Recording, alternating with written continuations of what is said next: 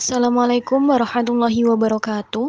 Perkenalkan, kami dari kelompok 7 atas nama Aprilia Wahyu Cahyaningrum dengan NIM 2211003284 dan Beta Rahmawati dengan NIM 2211003287 akan menjelaskan tentang langkah-langkah pengembangan tes. Dalam mata kuliah pengembangan evaluasi dengan dosen pengampu Ibu Ria Maharani SPDI MPDI. Yang pertama yaitu adalah pengertian pengembangan. Pengembangan menurut Kamus Besar Bahasa Indonesia adalah cara, proses, dan perbuatan mengembangkan. Pengembangan diambil dari istilah bahasa Inggris yaitu development.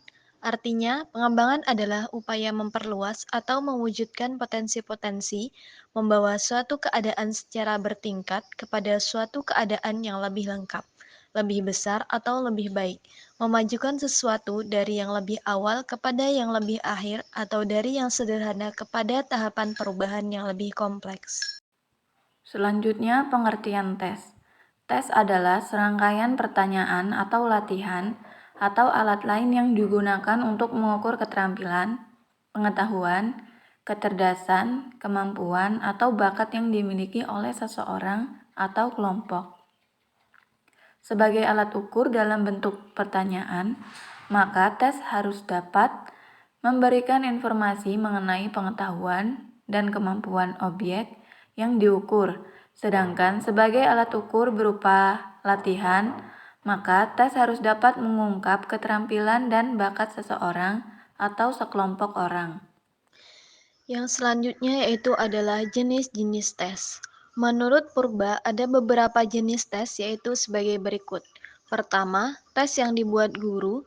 Kedua, tes standar. Ketiga, tes subjektif. Keempat, tes kemajuan. Kelima, tes formatif. Keenam, tes sumatif. Ketujuh, tes take home. Kedelapan, tes open book. Kesembilan, tes lisan. Dan yang terakhir, tes tertulis. Selanjutnya, kualitas tes. Validitas merupakan kriteria penting yang harus dipenuhi suatu tes.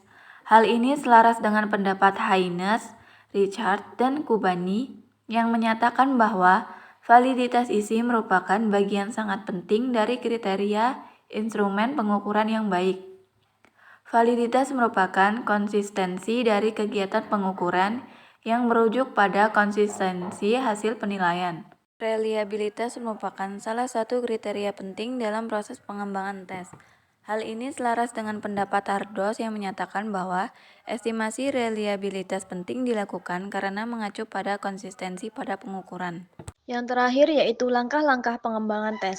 Ada beberapa model pengembangan penyusunan tes yang dikemukakan oleh Azwar, yaitu terdiri dari 8 tahap, yaitu yang pertama, identifikasi tujuan dan kawasan ukur.